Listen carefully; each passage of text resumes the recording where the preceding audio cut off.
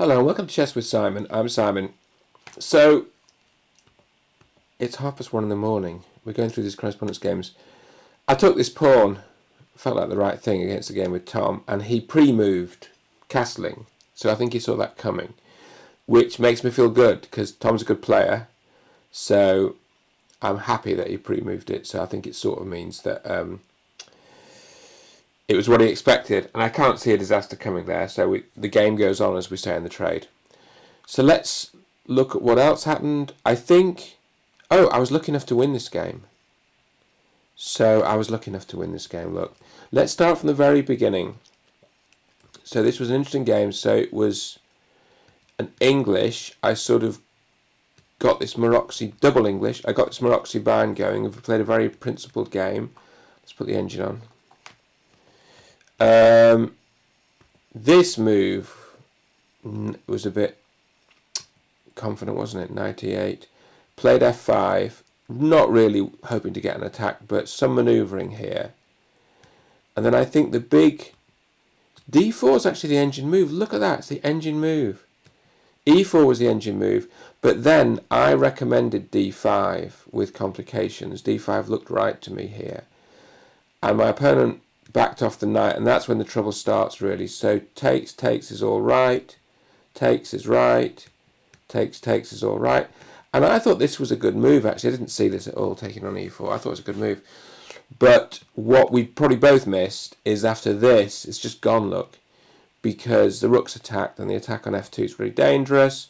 Understandably, white took there, but then there's this sequence, which is mating. So that was a good game. Thank you, I enjoyed that.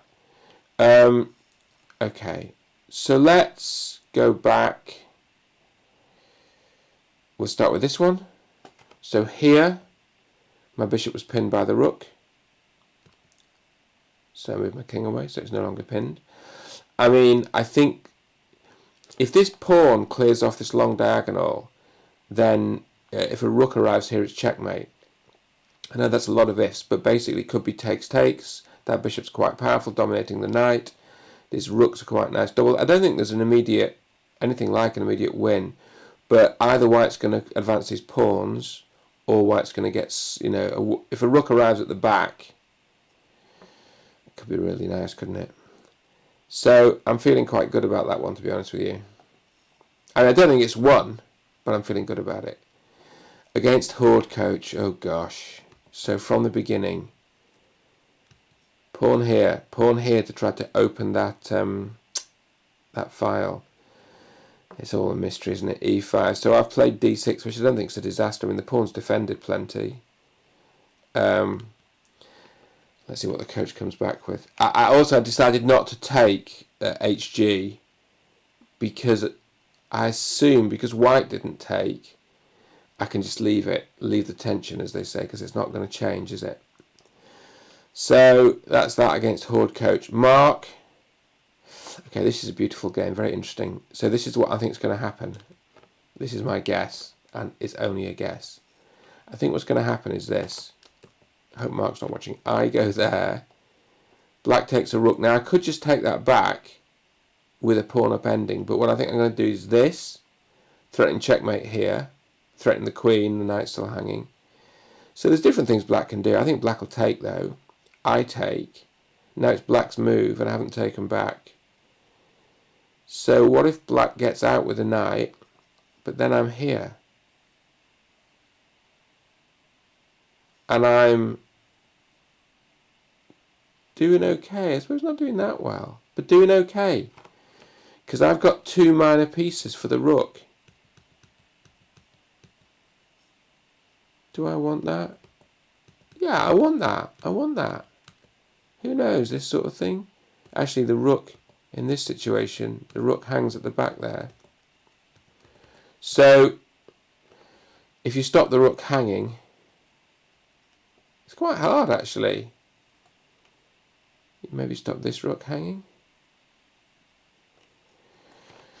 Not that. I think it's quite hard, so I think there's some absolute fireworks. I mean, I suppose I can always bail out. In this situation, I can always bail out with, like, bishop takes or something. But I'm inclined not to bail out. So that's happened.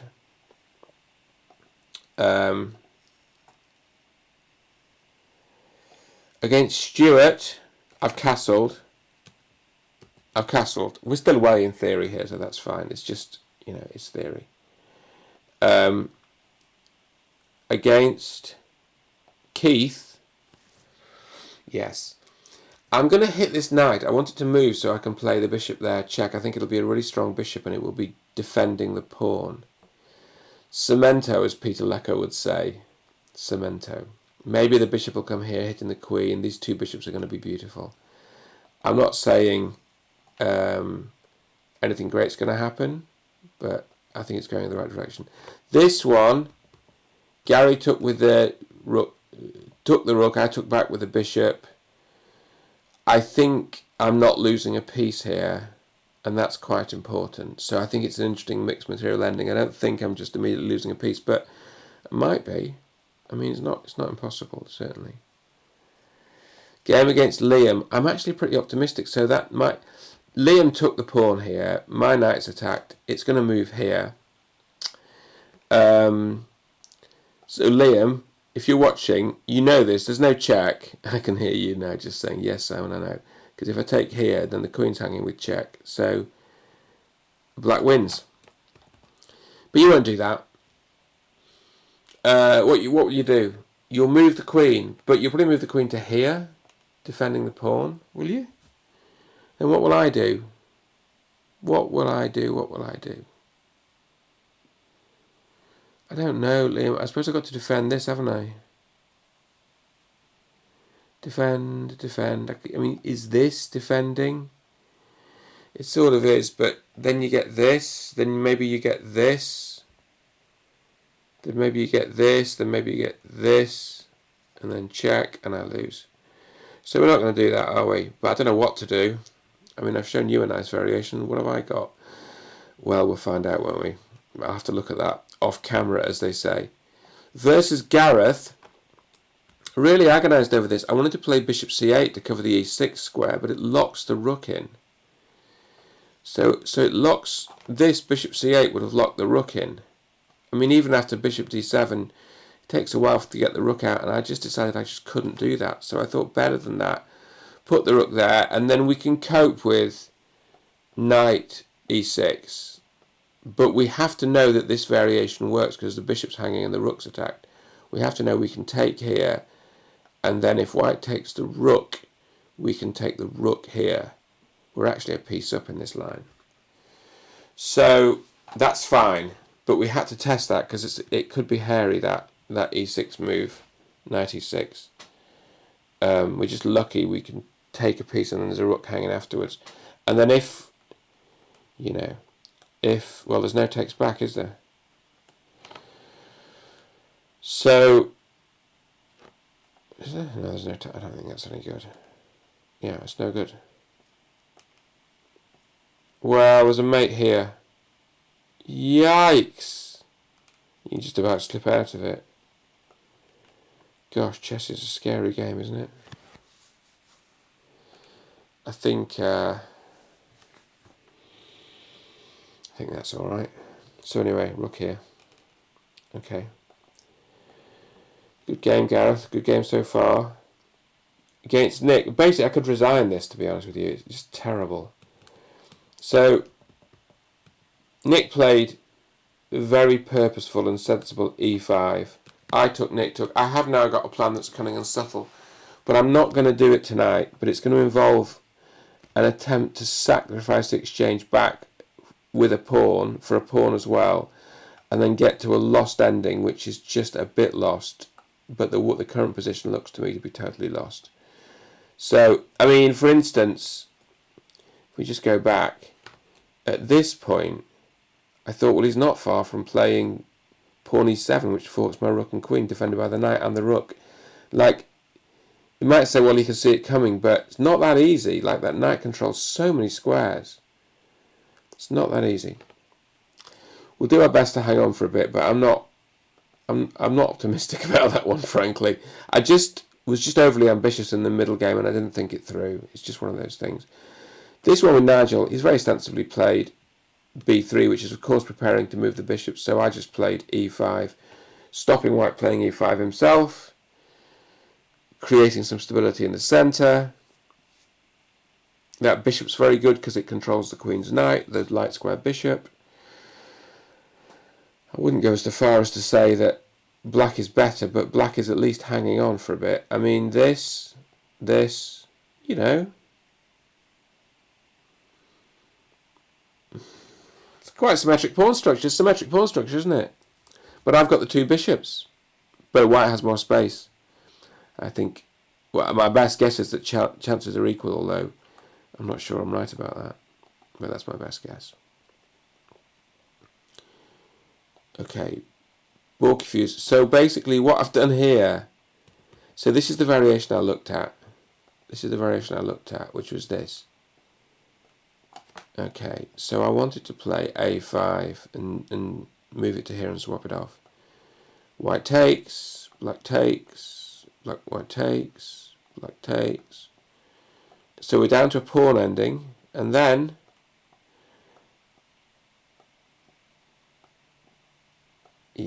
then white wins. White wins that, so we can't allow that. So what I thought of doing actually was this. Taking here, just getting a pair of rooks off, but only a pair, not all of them. You know, I don't know, something like this. And then just saying, well, it's a rook ending. But unfortunately, it's quite a lot worse rook ending. So my claim is that actually by moving the king closer and the resulting pawn end game, it's a draw.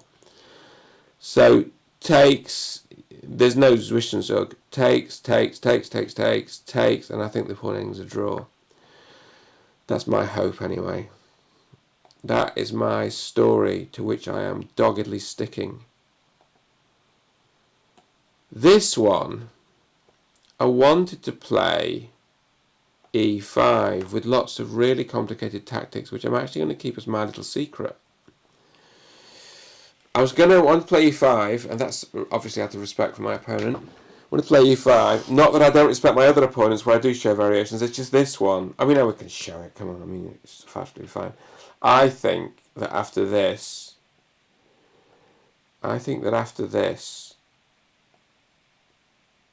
well,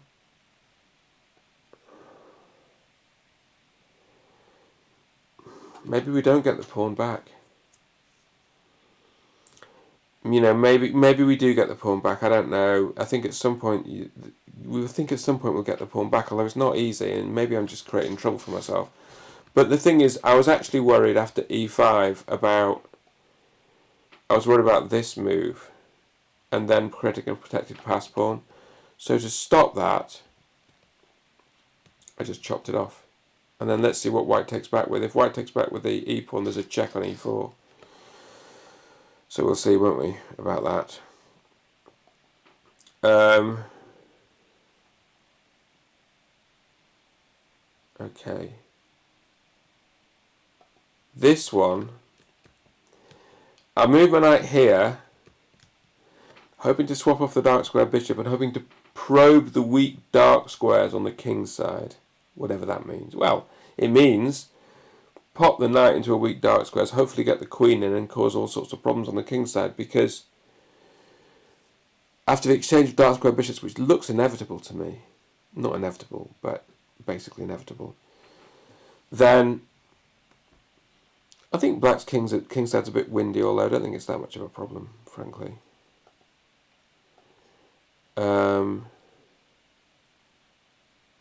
Against Justin, I played pawn e3.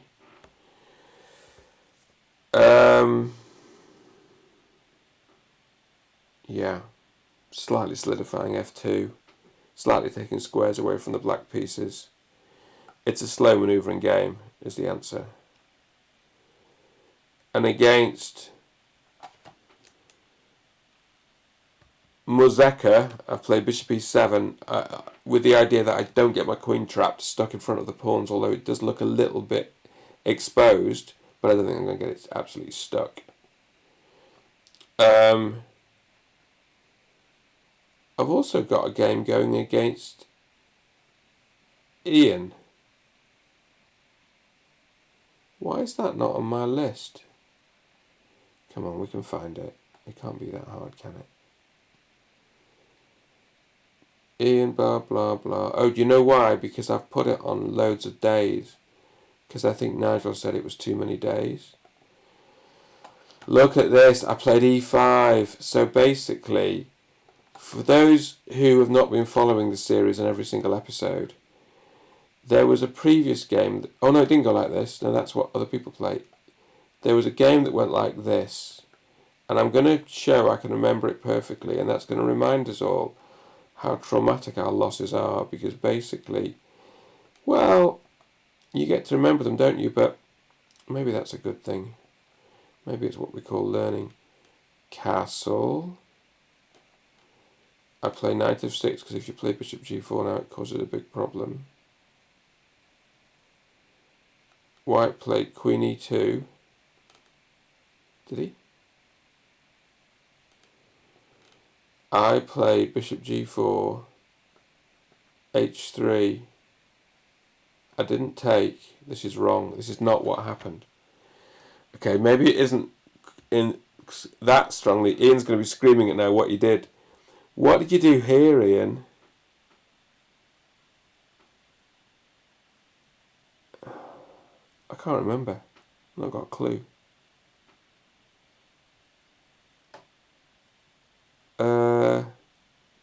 You must have played Queen E2. Isn't that what they all play? Anyway, we played a Smith-Morra and I got crushed. So what I'm not going to do is revisit the Smith-Morra and try to find a refinement on move 15. What I'm going to do is play e5 instead and see what Ian's got. And also, Ian, I'm sorry if it wasted a bunch of pre-moves in there. What I think you've got, my best guess as to what you've got is this. The Scotch Gambit is what I think you've got. That is what I think you've got. I think this is what's going to happen, although I can't be sure of this, can I? But this might be what happens.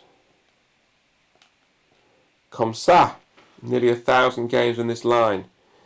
And if you put that into an engine, it'll say it's about equal. But then if you play it as a human, I often get crushed as black. Don't tell anybody.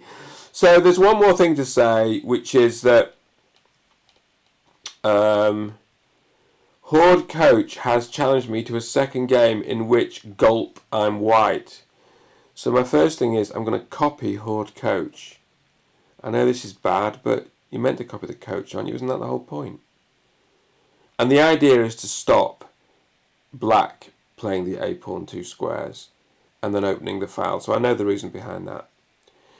There we go. And then one of the last thing is, and it is now 10 to 2 in the morning, the last thing we're going to do is we're just going to have a look at this tournament that I'm playing.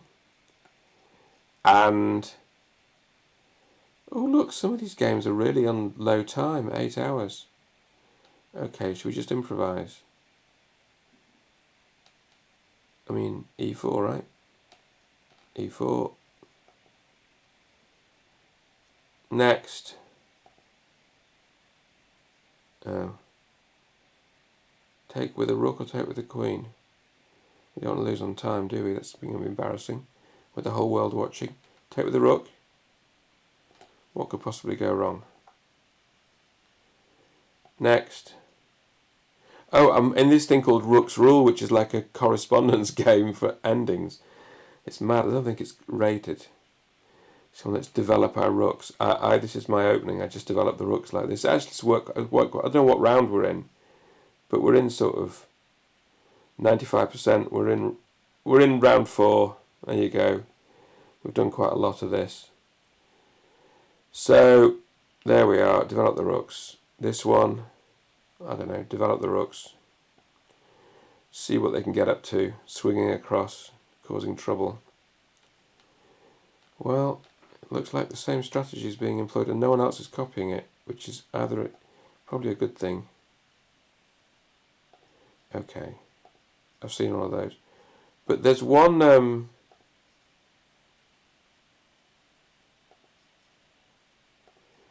of these games I wanted to show you.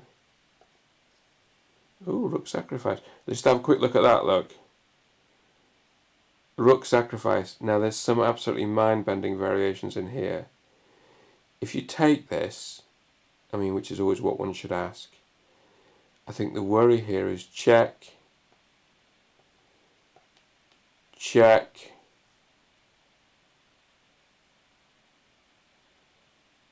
I don't know. Maybe it's okay. Maybe I can take it. Check. I'll put the queen in the way. I don't know, I don't trust it. But maybe I need to look at whether I can accept this rook sacrifice there. I saw some incredible variations where white gets a checkmate. But maybe...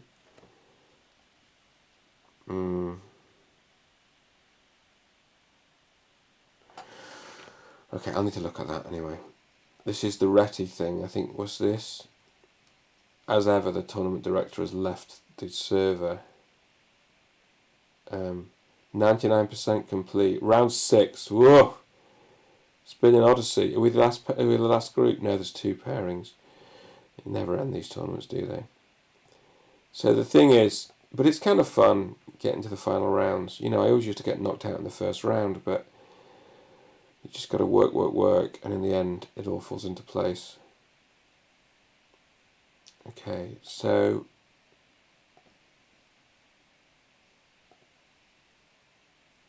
this is a French advance, slightly odd f6, but not that odd. What's this? Oh, mind-boggling. Rook sacrifice. I think. Okay, this. Look at this one. This is fascinating. I wanted to show this one. So this is a novel opening. So my opponent played knight 3. So I was a bit cheeky here. Played e5, took, push. Then I came in, fork the knights with my queen. This is as black. Won a knight. d3 and then check. Sort of trying to win that other knight as well because that bishop's pinned. You can take it, but then you lose your bishop. So I defended the bishop. Now f4, but you can take that, can't you? Because the bishop's pinned. We can take on f4. Any problem with that? It doesn't look like you can, but you can because that the d2 bishop's pinned. And then that knight's just sort of hanging. Isn't that mean? Chess is a mean game. I hope you've enjoyed this. I've enjoyed this, but I've got to go to bed now. See you all tomorrow. I hope you're well. Bye.